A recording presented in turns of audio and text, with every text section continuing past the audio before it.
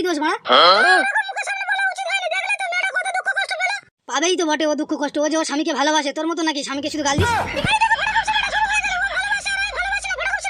চুপ তো মারা, তুই কেমন ভালোবাসি আমার জানা আছে। একদিনে তো পাশে শুতে দিস না, আবার গান মারাচ্ছিস আর বড় বড় কথা মারাচ্ছিস। তুই ঝাপটা চল কেন? তুই যাবো, তুই সবকিছু করতে পারবি, তুই আমাকে মেরে পাকা ফুটে দিতে পারবি। নিয়ে আয় যা ব্যাগটা, আবার সকালবেলা উঠে গাল দিচ্ছে।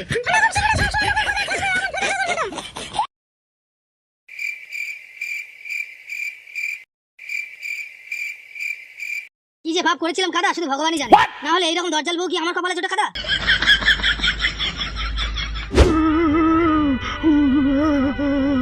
বোধা মারানি মাগি, তুই আমাকে এরকম পর করে দিয়ে চলে গেলি।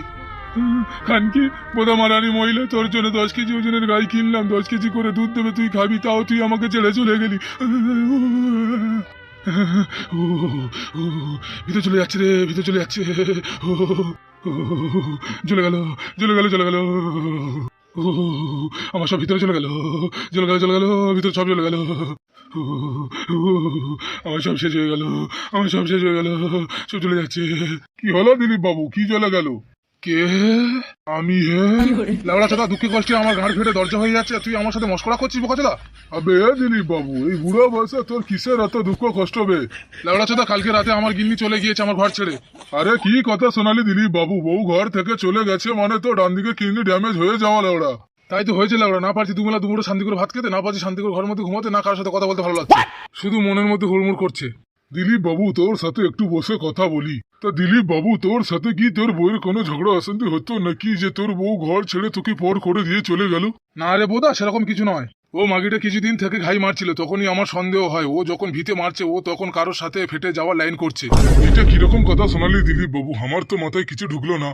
লেওড়া চোদা, জলের মধ্যে যখন আমেরিকা মাছগুলো ভিতে মারে না, মাছগুলো তখন ডিম ছাড়তে চায়, বুঝতে পেরেছিস তো? আর যখন ভিতে মারে না, তখন পুকুরের উপর থেকে পাবলিক ওদের দেখতে পেয়ে কপাত করে তুলে লইতে চায়, বুঝতে পেরেছিস? সেই রকম আমার বউও ভিতে মারছিল, কিন্তু ওকে যে অন্য লোক ধরে নেবে আমি সেটা বুঝতে পেরেছিলাম, তাই ওকে আমি সাবধান করি, তাই সে সাবধান শোনার আগেই কিন্তু সে মাগি আমার ঘর ছেড়ে চলে গেল। আরে দিলীপ বাবু, তোর ভালোবাসায় কোনো কমতি ছিল না তো? আরে শালা বিহারি, আমার ভালোবাসায় কি কমতি আছে বে? আমার দুটো ঘর আছে বে, একটা খড়ের চালের ঘর, একটা টালির চালের ঘর, একটা ম্যাচ গাড়ি লাগানো আছে বে, একটা গরুও আছে, রোজ 12 কেজি করে দুধ দেবে শালা, আমার 3.5 কাঠা জমি বে, 6 কাঠা ভুয়ে মূল আছে, 3 কাঠা ভুয়ে পেঁয়াজ আছে বে বোকাচোদা। আবার এদিকে 3.5 বিঘা জমিতে আমি মিনিকে ধান লাগিয়েছি বে কালাচোদা, আবার কিসের অভাব হবে যে আমার ঘর থেকে বউ পালিয়ে যাবে? দিলীপ বাবু, তোর হেডির কোনো কমজোরি ছিল না তো? আরে না না, হেডির কোনো কমজোরি ছিল না। ডেলি আমি 30 টাকা হাত খরচ করতাম, এক প্যাকেট করে বিড়ি নিতাম, একটা 100 পাওয়ার ট্যাবলেট নিতাম, হেডির কি কমজোরি থাকবে?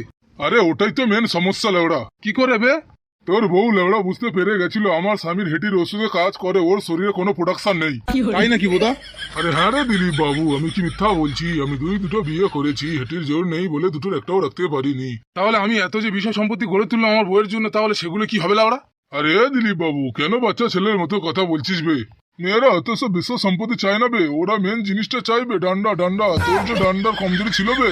তাহলে তুই বলতে চাইছিস আমার ডান্ডার কমজোরি ছিল বলে আমার বউ চলে গেছে? হ্যাঁ দিলীপ বাবু, এটা একদম সত্যি কথা বটে। তাহলে আমি এখন কি করবো কিছু বুঝতে পারছি না তো। তুই এক কাম কর দিলীপ বাবু, আমাদের গ্রামে যে প্রধান আছে না তার কাছে চলে যা, আর ওনার সাথে কথাবার্তা বলে তোর বউকে একদম ছাড়পত্র দিয়ে দে, না হলে পরবর্তীকালে তোর কাছে ঝগড়া অশান্তি করে আবার ফিরে আসতে পারে বটে। কি করে ফিরে আসবে? সে তো বোঝা চলে গেছে অন্য ছেলের সঙ্গে। আরে দিলীপ বাবু, মেয়েদের মনের ভিতরে কি আছে বোঝা বহুত কঠিন আছে বে।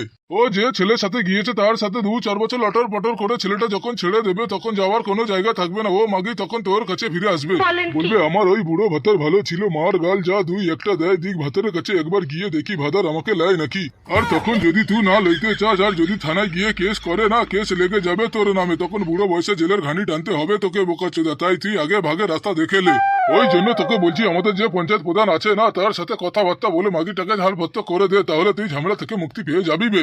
ও মাগি যার সাথে গেছে চলে যাক গে, তুই অন্য একটা মেয়ে দেখে বিয়ে করে নে, তোর সম্পত্তির কোনো অভাব নেই, তোর সম্পত্তি খাবে তোর বউ, এসে তুই একটা বিয়ে করে লে। বিহারি হলে কি হবে, তোর মাথায় অনেক বুদ্ধি আছে, চল প্রধানের কাছে যাই। তো দিলীপ বাবু, যাবার আগে একটা ছোট্ট কথা শুনে লে বটে। বল বল, কি বলি বল।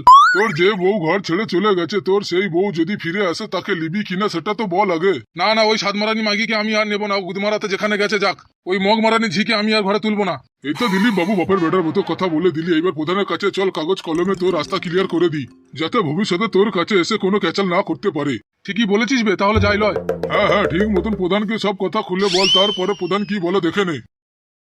তাহলে দিলীপ বাবু তুই আর দেরি করিস না, তুই চলে যা লাউড়া।